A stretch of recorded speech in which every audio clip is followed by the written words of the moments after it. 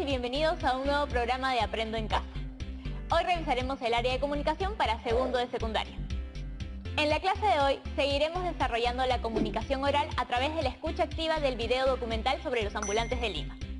Tú ya sabes un poco más de esto porque lo vimos en la clase anterior, donde conocimos un poco más de la historia de estos comerciantes desde la colonia hasta la República.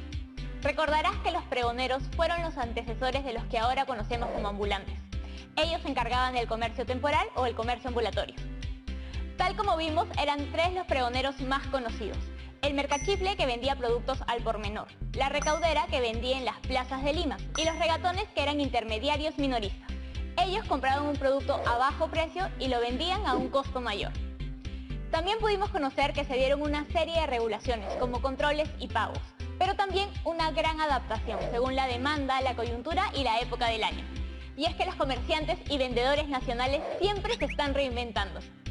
El día de hoy seguiremos aprendiendo sobre la historia de estos ambulantes y además podrás responder algunas preguntas al término del video. Pero antes, no te olvides de traer lápiz y papel. ¿Listas y listos? Muy bien, aquí van las preguntas. ¿Cuál es la relación entre el boom gastronómico y el comercio ambulatorio? ¿Cuál es la relación entre el mercado central, polvos azules, gamarra y el comercio ambulatorio? ¿Qué cambios encuentras entre el comercio ambulatorio de la época de la colonia, el virreinato y la república hasta la actualidad? ¿Qué significa que los ambulantes leen el mercado? Ahora sí, atenta y atento que aquí va el video.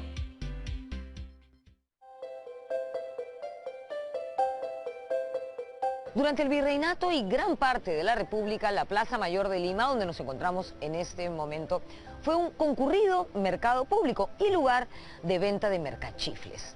En 1838, la escritora francesa Flora Tristan contó que siempre había mucha gente en la Plaza Mayor, a cualquier hora del día. Por la mañana estaban los aguadores, los militares, las procesiones, y por la tarde los vendedores ambulantes, ofreciéndole al público frutas, bizcochos, helados. También en la zona se congregaban algunos bufones que entretenían al público con sus maromas y bailes. Vendo velas y velones para alumbrar los balcones. ¡Velas!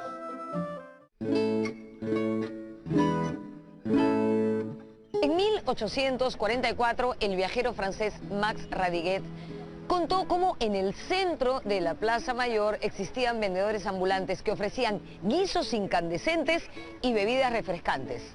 Algo así como un prende y apaga. El boom gastronómico que vive hoy la capital y todo nuestro país le debe mucho al comercio ambulatorio. Toda la cadena que sostiene la gastronomía, que viene desde la producción misma de los alimentos, su comercialización de mayoristas a minoristas, a los mercados, a los supermercados, hasta la llegada a la mesa, pasan por toda una cadena que mezcla lo informal y lo formal en toda la cadena, ¿no? Pero quizás algo que es bien importante considerar es que mucha de la creatividad de lo que nosotros ahora reconocemos como lo que distingue nuestra gastronomía se creó, se innovó, no en las grandes cocinas de chef, sino muchas en las calles, ¿no? En la venta ambulatoria, precisamente, ¿no? Todos los combinados, por ejemplo, si, quizás recuerdes, pero se inventaron en las carretillas de los ambulantes en el centro de las ciudades.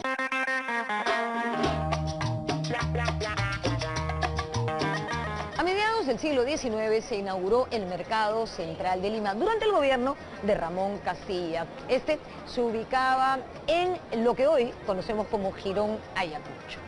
Este mercado fue conocido como Mercado de la Concepción. ¿Por qué? Porque se levantó en los terrenos del convento de la Concepción. A pesar de que se presentó como un mercado sumamente moderno, al poco tiempo de su inauguración tuvo serios problemas de insalubridad y desorden. Según algunas investigaciones, al poco tiempo de su inauguración, las inmediaciones del lugar se llenaron de ambulantes y de comercios que vendían productos o comida, convirtiendo a toda la zona en un espacio intransitable y lleno de basura.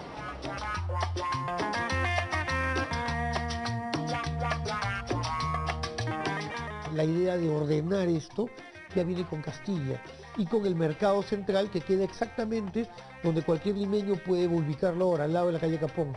O sea, confiscan ese convento, lo convierten en un mercado para modernizar la ciudad, pero para evitar ese caos que se estaba viviendo de que tú podías encontrar. Recuerda que la ciudad no tenía un sistema de canaletas de salubridad pública, o sea, todos los viajeros que han venido a Lima nos cuentan que la ciudad es perpendicular hacia el mar, o sea, va en bajada, y tú puedes ver el Callao en un buen día de sol. Entonces, todos narran que el agua circulaba, el agua potable o el agua que la gente tiraba por las ventanas, pero en todo caso siempre había basura. El tema de los aniegos, el tema de cómo desatorar las canaletas, está vigente desde la época de Virrey Amat hasta la época del reglamento de policía de Gamarra.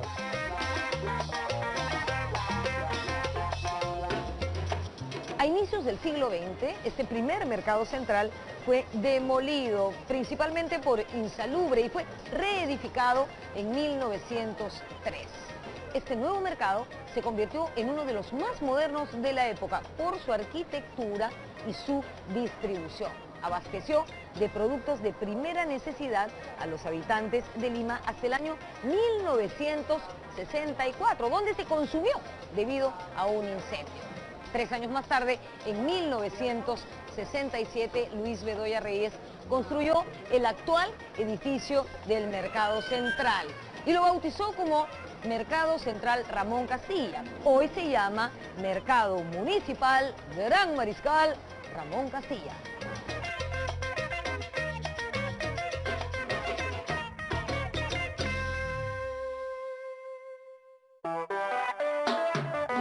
La migración del campo a la capital se acentuó entre 1950 y 1960. Y para la década de 1970, cuando el crecimiento del comercio informal ya era una realidad, se crearon la Asociación Nacional de Vendedores Ambulantes del Perú, el Comité para la Unificación y Organización de los Vendedores Ambulantes del Perú y la Federación Departamental de Trabajadores Vendedores Ambulantes de Lima.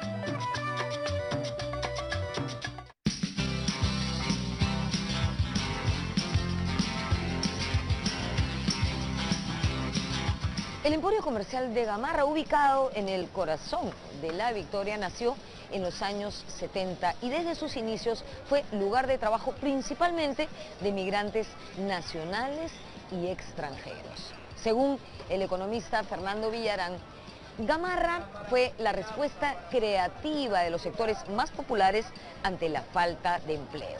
Aquí se forjaron pequeños, medianos y grandes empresarios textiles que a lo largo de los años construyeron galerías llenas de tiendas y talleres. Muchos de estos empresarios comenzaron como vendedores ambulantes. Y es que sí, durante décadas los vendedores ambulantes coparon las cuadras de este famoso jirón victoriano. Y eso, evidentemente, generó caos, inseguridad, suciedad, etc. De todas las razas y de todo color, consumir creencias y modo de pensar. El hecho de que en Gamarra, en cualquier otro lugar, haya una gran cantidad de ambulantes, no es porque los ambulantes decidieron que esa sea una zona comercial, sino porque el flujo de gente contribuye a que surjan ambulantes, ¿no? Y hay cosas que son bastante lógicas y que tienen que ser resueltas. Por ejemplo, la gente que va a comprar o la gente que viaja en un medio de transporte no se va a bajar de su autobús o no va a cambiar su ruta de compras para comprar agua. Necesitas encontrar agua en el camino, ¿no? No vas a entrar a un restaurante para comprar agua porque incluso es más caro que si la compras en la calle. Entonces lo que ocurre normalmente es que la demanda, la llegada de personas genera una demanda de productos que tiene que ser resuelta, ¿no?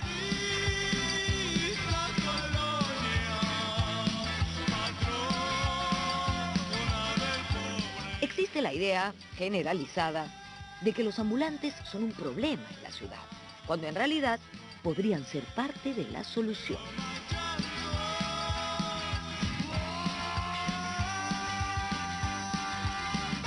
El tema de, por ejemplo, que sean incluidos en esta parte del sistema de vigilancias que deben haber en la ciudad, ¿no? Generalmente una calle con más personas que permanentemente están trabajando ahí suele ser más segura, ¿no? Tienes a quién recurrir en caso de pase alguna situación, generalmente están coordinados en comunicación conocen, por ejemplo, el personal de seguridad de la zona, sea privado, sea público, pero no son tomados en cuenta para estas medidas, ¿no?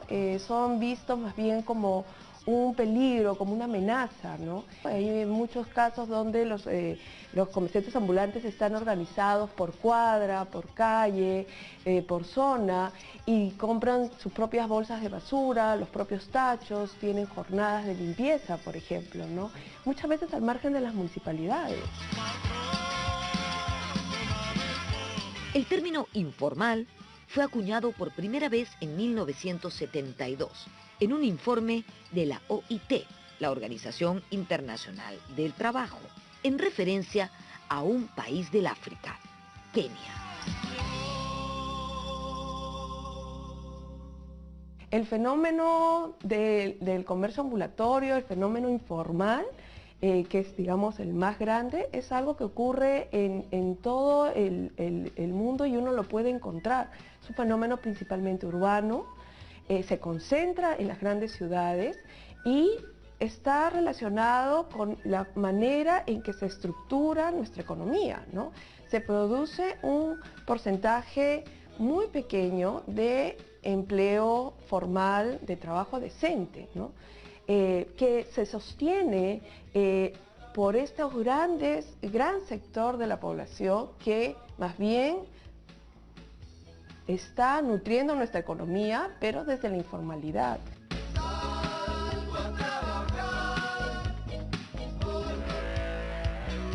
Lo que ocurre en realidad es que el principal, digamos, conjunto de informales en el Perú son especialmente los ambulantes, y una gran mayoría de ellos no tiene como objetivo necesariamente burlar la ley per se, sino que en realidad están cumpliendo una función que tiene que ver con la falta de abastecimiento, ¿no? O sea, es una demanda la que empuja el ambulante más que ser ellos empresarios, digamos.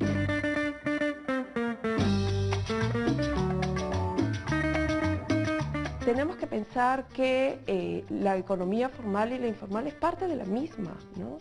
Tenemos una misma estructura y eso va a seguirse dando, ¿no?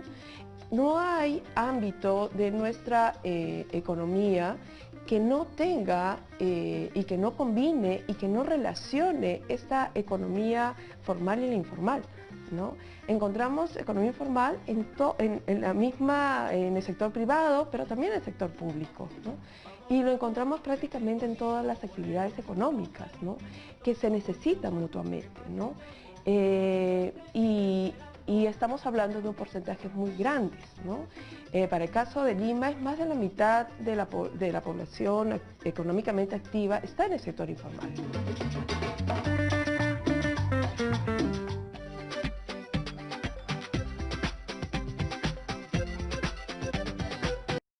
Son incapaces que afecta a 300. Un ejemplo típico es la viruela, que fue introducida por los conquistadores europeos en América a principios del siglo XVI.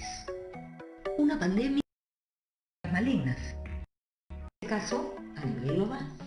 Según la OMS, la Organización Mundial de la Salud, las pandemias suelen estar causadas por tipos de virus de reciente aparición. Por ejemplo, por enfermedades que se transmiten de animales a humanos. Si una enfermedad es nueva para los humanos, muy pocas personas serán inmunes al virus. Para que se declare el estado de pandemia, se deben cumplir dos cosas. 1. Que el brote epidémico afecte a más de un continente. Y 2. Que los casos de cada país ya no sean importados, sino provocados localmente por transmisión comunitaria. Cuando el coronavirus salió de China y llegó, por ejemplo, a Estados Unidos, a España o a Italia, y los contagios comenzaron en esos países, es cuando, lamentablemente, se convirtió en una pandemia. Protégete para protegerme. Yo me cuido para cuidarte a ti. Yo quedo en casa.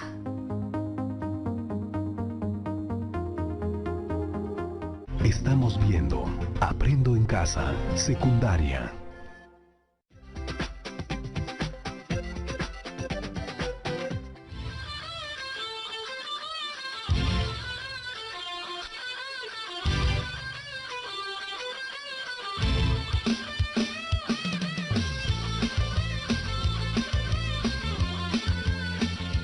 En la década de 1980 se produjo una crisis generalizada que trajo consigo una masiva migración del campo a la ciudad. En ese contexto, los ambulantes abarrotaron las calles de Lima. Persigan la primera venta, las calles están repletas, impulsa el triciclo ambulante llamado Perú. Esa migración y ese crecimiento del comercio ambulatorio en la ciudad no solamente se produjo por efectos de este desplazamiento, sino también por el crecimiento de una demanda urbana, ¿no? Cada vez más insatisfecha por los medios, digamos, oficiales de comercio, ¿no? Y que es cubierta por medio de los ambulantes. Por otro lado, también una decadencia general del Estado peruano a nivel nacional y a nivel local, que lo que trajo como consecuencia es que el control de las calles dejó de ser, vamos, de ser eficiente por parte del Estado, y eso permitió la expansión del comercio informal, ¿no? Poco pudieron hacer el gobierno central y los gobiernos locales para encarar el desborde de ambulantes en la ciudad de Lima. Entonces es una sociedad que está muy empobrecida, con recursos que escasean por todas partes, y donde probablemente hay preocupaciones más importantes que limpiar la ciudad, ¿no? Preocupaciones como conseguir alimentos, poder sobrevivir.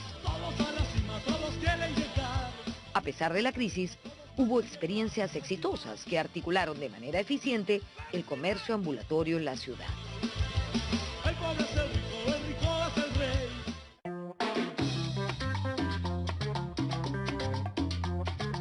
Estamos en la Alameda Chabuca Grande, a espaldas de Palacio de Gobierno, al lado del río Rímac. Durante años, este lugar se conoció como Campo Ferial Polvos Azules. En 1981 se dispuso la reubicación de miles de ambulantes que trabajaban en las calles del Cercado de Lima por disposición del alcalde Eduardo Orrego.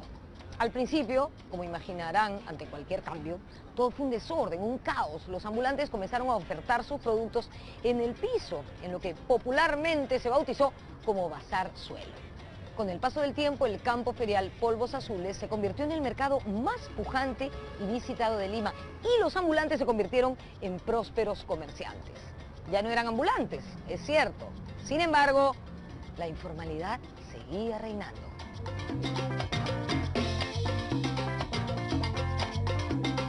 En 1991, el Centro Histórico de Lima fue declarado Patrimonio de la Humanidad y se dispuso el retiro de los comerciantes que estaban en esta zona.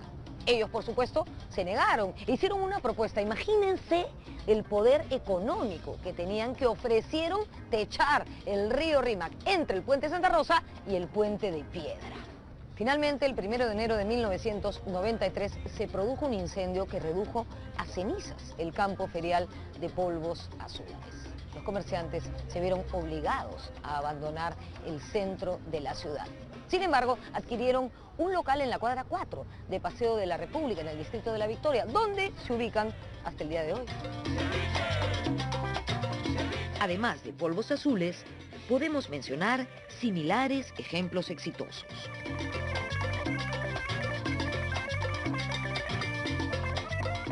Toda esta zona en Lima Norte de lo que conocemos en San Martín de Porres como Caquetá, ¿no?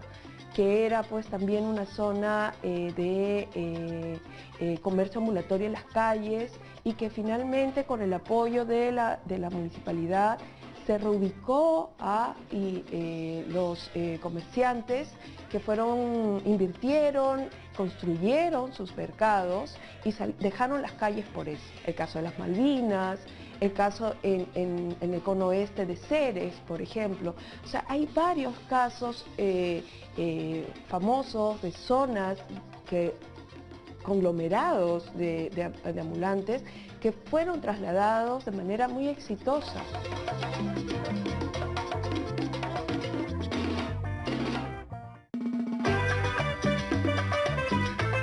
Por años, los vendedores ambulantes tomaron el centro de la ciudad de Lima. En el año 1994, cuando se cumplían 459 años de su fundación, apareció un artículo en la revista Caretas que señalaba que 15.000 vendedores ambulantes abarrotaban el centro de la ciudad.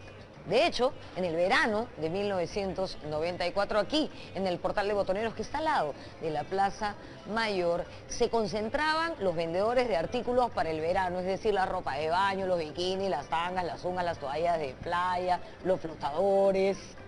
También habían muchísimos vendedores que ofertaban zapatos hechos en Trujillo.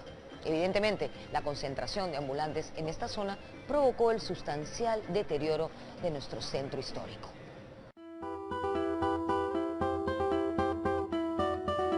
Entre los años 1996 y 2002, ejerció la alcaldía de Lima don Alberto Andrade Carmona. Él se propuso la recuperación del centro histórico. Es recordada su actuación en el reordenamiento del centro de la ciudad, que él mismo encabezó en el año 1997. No se puede negar que en términos de una recuperación del centro hubo un avance, ¿no? Lo que me pregunto es por qué ese avance no ocurrió en algunas zonas que después fueron, digamos, un lugar de catástrofe, como Mesa Redonda, ¿no? Y Mesa Redonda es casi una tragedia anunciada y cada diciembre ronda nuevamente la tragedia, ¿no? Entonces la pregunta es, bueno, ¿por qué en Mesa Redonda no se logró un reordenamiento y una recuperación de ese espacio donde probablemente era más peligroso eso que otros, ¿no?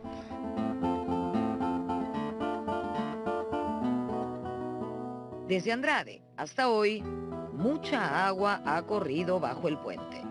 Lima hoy es una ciudad que ha sido sobrepasada por el caos y por la informalidad. Están pensando en ordenanzas prohibiendo el comercio ambulatorio, sacándolos de las calles, y la verdad es que es un número tan grande que estas medidas no van a poder no se van a poder mantener en el tiempo, ¿no? Se necesitan soluciones a mediano, a largo plazo, y las soluciones a mediano y largo plazo que planteen desarrollo tienen que incluirlos desde el diseño mismo de estas estrategias, ¿no? Y esto es algo que no se está dando. Inclusión es la palabra clave.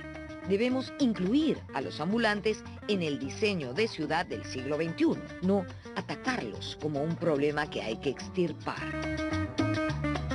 Hay una vida en nuestras calles que no podría darse sin los ambulantes, ¿no? En realidad yo lo veo como un potencial. Nuestras calles tienen un atractivo muy distinto a eso, ¿no? En la diversidad, en los colores, y parte de estos colores son también los vendedores, las y los vendedores ambulantes, ¿no? Son orientadores turísticos en muchos casos, son orientadores, presentadores de nuestras propias tradiciones, son muchas veces quienes van a recomendarte un primer uso de alimentos tradicionales, de bebidas medicinales, en muchos casos, como el caso de los compañeros molienteros.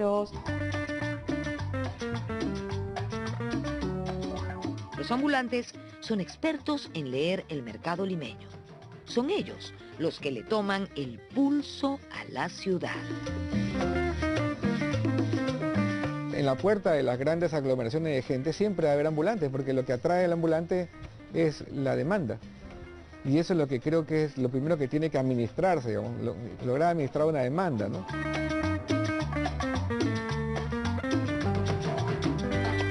Cada vez que hay una movilización política, ciudadana, partidaria incluso, vamos a encontrar ambulantes que están ofreciendo las vinchas, los gorros, las banderas, Y es porque están al tanto de qué es lo que está sucediendo en la ciudad y están muy rápidamente para responder al concierto, a la marcha, ¿no? Entonces yo creo que ahí hay un potencial, ¿no? Un potencial que las autoridades no lo ven, los planificadores no lo ven y que se tienen que empezar a reconocer.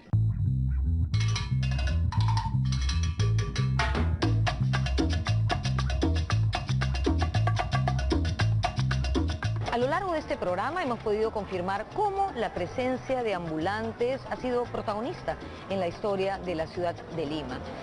Este no es un fenómeno que va a cambiar rápidamente, porque tiene que ver con la forma como se desarrolla el Perú y cómo se desarrolla su ciudad capital. Una ciudad altamente informal, con mucho desempleo y desigualdad de oportunidades. Este asunto no se arregla solamente reprimiendo o reordenando, sino con cambios estructurales para Lima. ¿De dónde parten esos cambios? De la educación, como siempre. Una educación que nos enseña a ser mejores ciudadanos y a amar y respetar el espacio en el que todos convivimos y que compartimos. Nos vemos en la próxima. ¿Qué te pareció el documental? Buenísimo, ¿no? Hemos podido aproximarnos a la historia del comercio ambulatorio desde la época de la colonia hasta la actualidad. Hoy hemos podido conocer cómo la gastronomía, la industria textil y la venta de los productos en los mercados, como es el caso del boom gastronómico, Gamarra y el Mercado Central, tienen una estrecha relación con el comercio ambulatorio. Una reflexión del video sugiere que la creatividad de algunos platos que ahora conocemos se debe a estos comercios ambulantes. De seguro muchas y muchos de ustedes han comido alguna vez un combinado o un emoliente, ¿no? Seguro también has podido notar los casos exitosos donde se ha logrado que el comercio ambulatorio se regule y los trabajadores sean trasladados a espacios formales. Hasta hoy se siguen generando regulaciones para el comercio ambulatorio, pero este sigue existiendo. Te propongo que pienses en tu distrito, ciudad o comunidad donde existe el comercio ambulatorio. ¿Conoces casos exitosos de regulación de vendedores y vendedoras ambulantes? Recuerda las experiencias de Caquetá y Polvos Azules. Si no conoces ninguna, investiga por tu cuenta y escribe un párrafo de cómo se logró esta regulación exitosa. Ahora, imagina que eres el alcalde o la alcaldesa de tu comunidad y te piden que propongas una alternativa de regulación al comercio ambulatorio. ¿Qué propondrías? Finalmente, no te olvides de poner todo eso en tu portafolio de evidencia. Nos vemos en la próxima clase.